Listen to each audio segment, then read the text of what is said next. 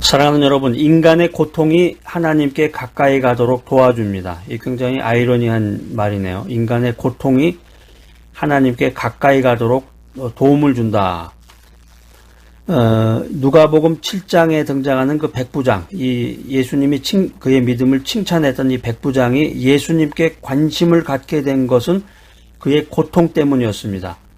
예수님의 소문을 듣고 민감한 반응을 보였는데 그건 이제 그의 사랑하는 종이 병들어 죽게 되었기 때문입니다. 그래서 그의 종이 병들어 죽게 되지 않았다 그러면 백부장은 예수님에 대해서 관심을 갖지 않았겠죠.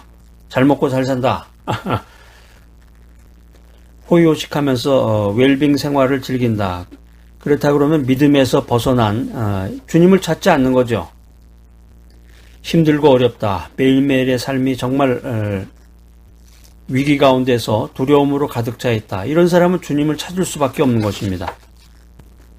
예수님께 칭찬받았던 그 백부장이 예수님의 소문에 대해서, 예수님에 대해서 관심을 갖게 된 것은 그의 인생살이가 고통으로 힘들어하고 고통으로 그의 인생이 깨졌기 때문이다라고 하는 것입니다. 이 깨어짐으로 그의 귀가, 백부장의 귀가 예민해져 있었다라고 하는 것입니다.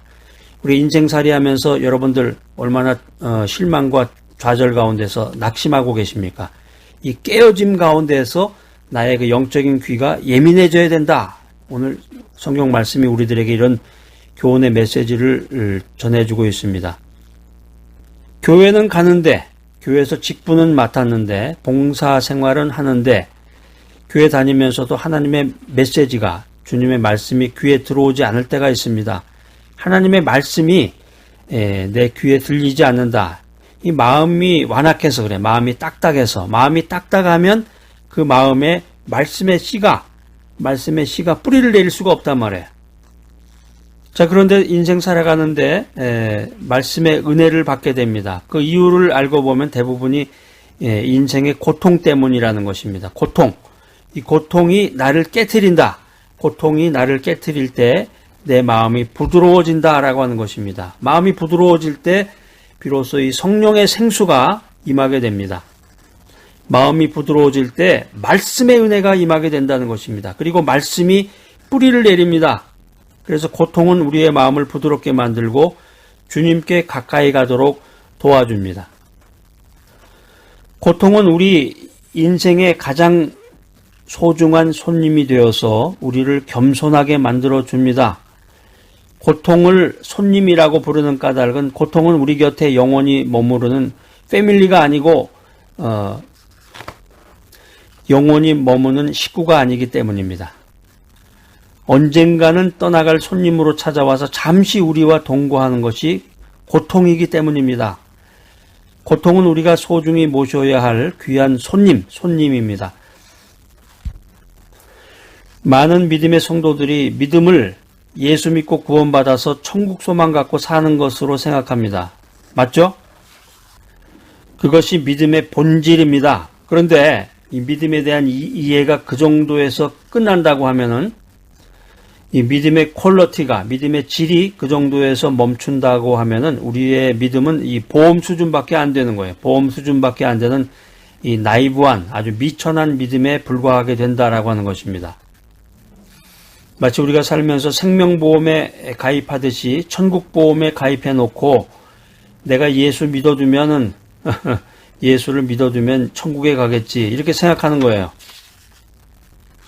자, 그러면 저 멀리 있는 그 천국에 대한 투자는 그렇게 한다고 치더라도 지금 이곳에서의 삶은 어떻게 하시겠습니까? 오늘 이 세상을 사는데 우리의 신앙은 얼마나 유용합니까? 신앙을 죽음 이후를 위한 투자 정도로만 생각한다면 바람 불고 파도가 치는 이 세상 한복판에서의 우리의 신앙은 무기력해지는 것입니다. 무기력해진다. 시편 기자는 하나님은 나의 반석이다 이런 고백을 합니다. 하나님을 내 삶의 근거, 하나님을 내 삶의 진정한 소망으로 믿는다면 반드시 삶의 가치관의 변화가 따라와야 됩니다. 그래서 믿음을 가진 사람이 변화하는 거예요. 변화. 그리고 인생의 가치관은 하나님 안에서 진정으로 변화가 됩니다. 오늘 여러분들은 주님으로부터 어떤 칭찬을 받고 계십니까? 하나님이 우리들을 귀하고 가치 있게 만드셨습니다. 누가복음 7장에 등장하는 이 가버나움의 백부장과 같은 믿음을 갖고 주님으로부터 칭찬받는 여러분이 되시기를 바랍니다. 나의 존재를 귀하고 가치 있게 회복시키는 여러분 모두가 되시기를 바랍니다. 하나님께서 여러분들을 귀하고 가치 있게 세우셨습니다. 더 이상 머뭇거리지 말고 큰 믿음으로 살아가시기 바랍니다. 백부장과 같은 믿음으로 주님으로부터 칭찬을 받고 쓰러진 인생을 회복하고 성장시켜 나가는 여러분 모두가 되시기를 주님의 이름으로 축복합니다. 우리가 살아가는 시대를 가리켜서 이제 제4차 산업혁명 시대다 이런 표현을 하게 되는데, 이 현대인들의 삶이라는 것이 무엇이냐, 이 현대인들의 삶의 특징을 여러 가지로 우리가 말하고 표현할 수가 있겠지만, 한마디로 요약한다 그러면 쾌락지향적인 삶이다. 쾌락을 쫓아가는 인생이다라고 하는 말입니다. 현대인들의 삶의 특징이라고 하는 것은 쾌락지향적인 삶이다. 우리 이제 뉴스에 보면은 이제 종종 그런 이야기들이 많이 나오는데, 범세계적으로 지금 확산되어 가고 있는 것 중에 하나가 이제 마약이죠. 마약 복용. 보다 나은 생활, better life, a better life라든가 만끽하는 삶, enjoy life. 이런 표를 이야기하면서 이제 웰빙 문화, 힐링 문화, 이것이 이제 전 세계적으로 유행하고 있습니다. 지금 이제 우리가 인생 산다고 하는 것은 다 유행이에요, 유행 따라가는 거지. 머리 헤어스타일도 그렇고, 옷 모양도 그렇고. 옛날에는 그 바지, 남자들 바지, 여자들도 바지가 또 유행했던 적도 있었는데, 그게 이제 길게 끌려가지고, 질질질질 이렇게 막 그 길바닥을 쓸듯이, 그렇게 다니던 것이 이제 유행이었던 것도 있고, 요즘에 이제 한국에도 그런 경우가 있지만, 이제 유행이라는 게 이제 미국 거쳐서 일본으로 갔다가 이제 한국으로 되게 들어가잖아요. 그런데 이제 미국에서 요즘에 이제 유행하는 것 중에 하나가 이제 오래됐지만은, 그 바지를 이제 엉덩이에다 걸치고 다니는 거, 그거 이제 유행이고, 또 이제 한국말로 하면 이제 문신인데, 문신 이제 많이 하고, 한국까지 지금 건너가서 그 사람들이 유행을 쫓아 사는 그런 세상이 됐습니다. 보다 나은 생활, 만끽하는 삶을 통해서 웰빙과 힐링 가운데 유행으로 점철되어 있는 것이 이 인생이다라고 하는 거죠. 한마디로 얘기하면은 온갖 불건전한 쾌락에 빠져서 사는 것이 인생의 모습이다라고 하는 것입니다. 그런데 이 인생의 쾌락지향적이라고 말을 했는데, 이 쾌락이라고 하는 것은 결과가 뭐냐, 결국에 가서 무엇을 추구하는 것이냐, 남는 건 환멸이죠. 환멸을 초래할 뿐이다 라고 하는 것입니다. 현대인의 삶의 특징이 뭐냐, 21세기를 살아가는 현대인의 삶의 특징, 여러분 어떻습니까? 이 메시지 들으신 여러분들도 한번 이 특징 가운데 나는 과연 어떤 것인가, 내 삶의 결국은 과연 무엇인가, 여러분들 같이 한번 동참해서 생각하면서 하나님의 말씀을 여러분들이 받아들이시기를 바랍니다. 현대인의 삶의 특징 첫 번째는 이기주의다라는 거죠. 이기주의, 개인주의다. 그러니까 이 세상 살아가는 사람들의 그 특징 중에 하나가 철저한 이기주의다라는 거죠. 자기중심적이라는 거죠. 자기중심적이다. 그러니까 성경에 보면은 이제 디모데후서 3장 2절 말씀입니다.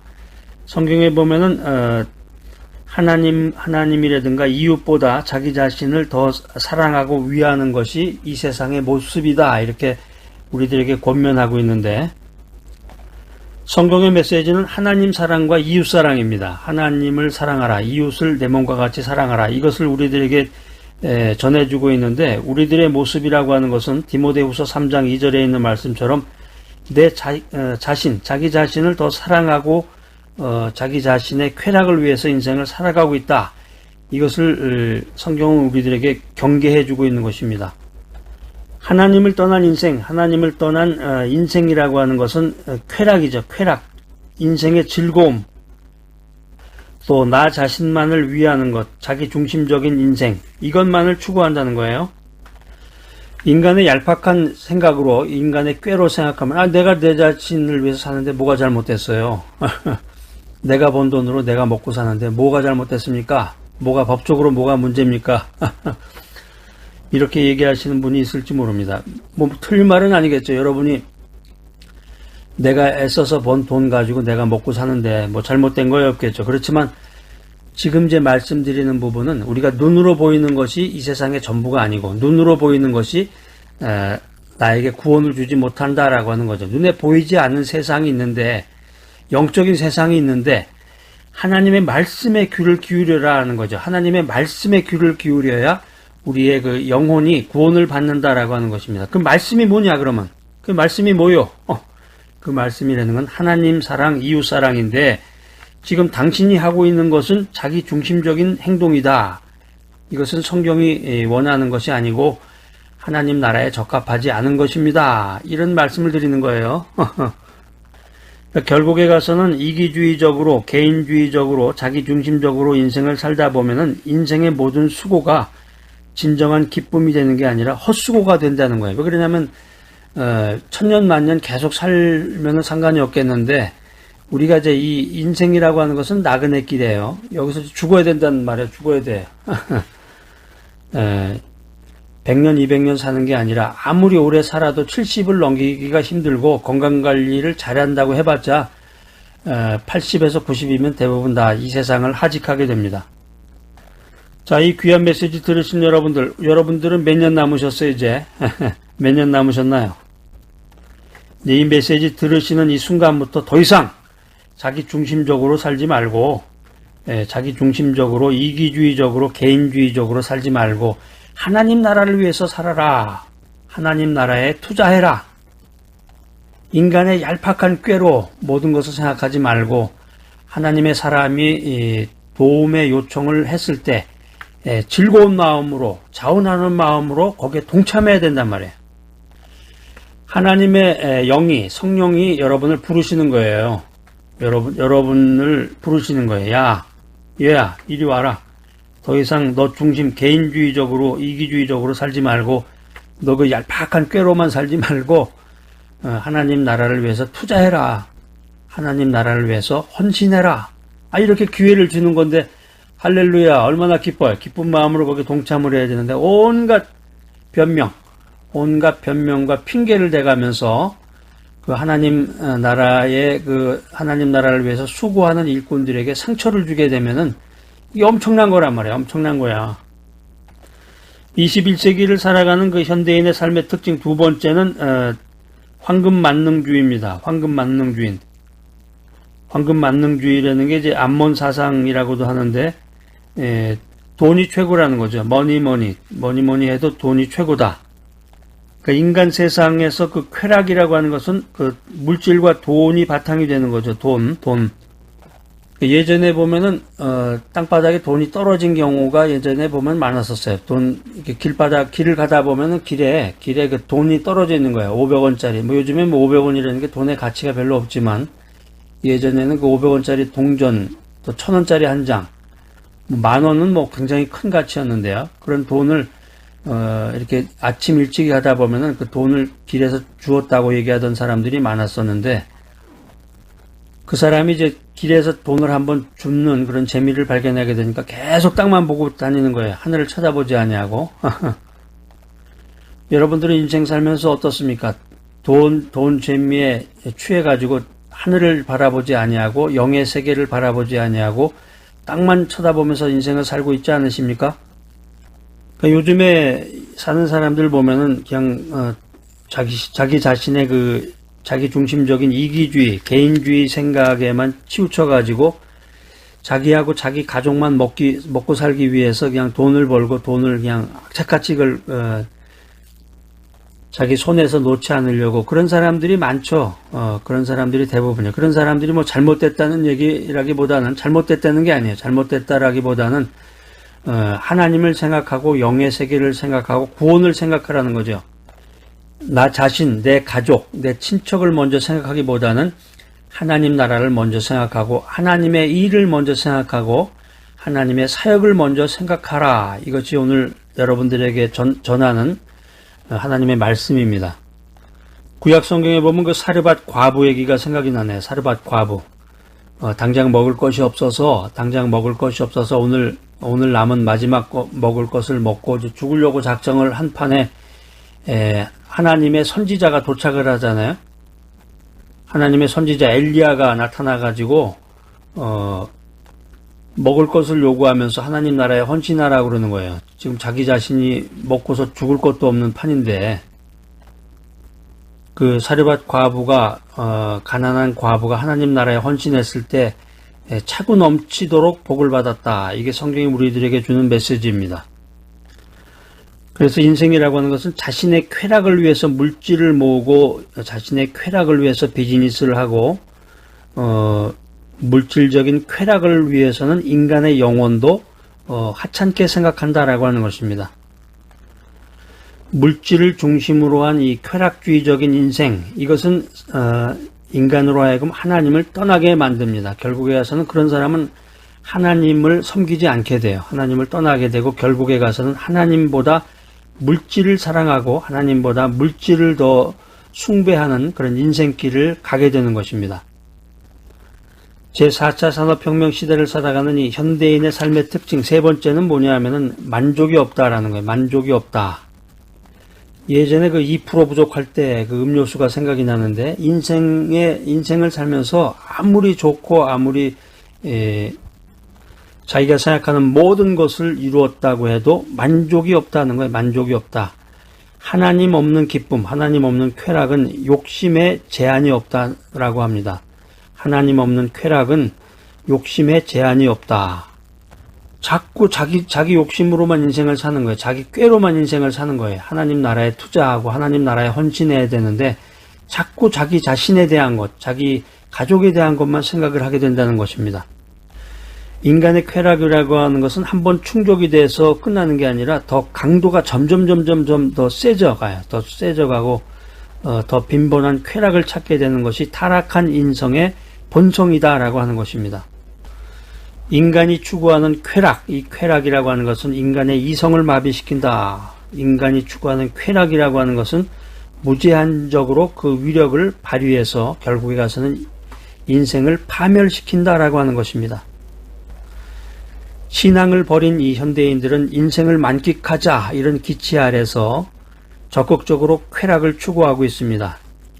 힐링 문화, 웰빙 문화, 그거 자체가 잘못된 건 아니겠죠. 그걸 통해서 더욱더 하나님을 사랑하고 내 이웃을 사랑할 수 있다라고 하면은 그 가치는 대단한 것입니다. 그런데 인간 중심적인 것에 너무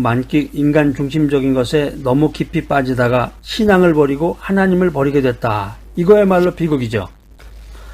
하나님 없는 웰빙, 하나님 없는 힐링, 하나님 없는 쾌락은 비도덕적이고 방탕한 것이다 라고 하는 것입니다.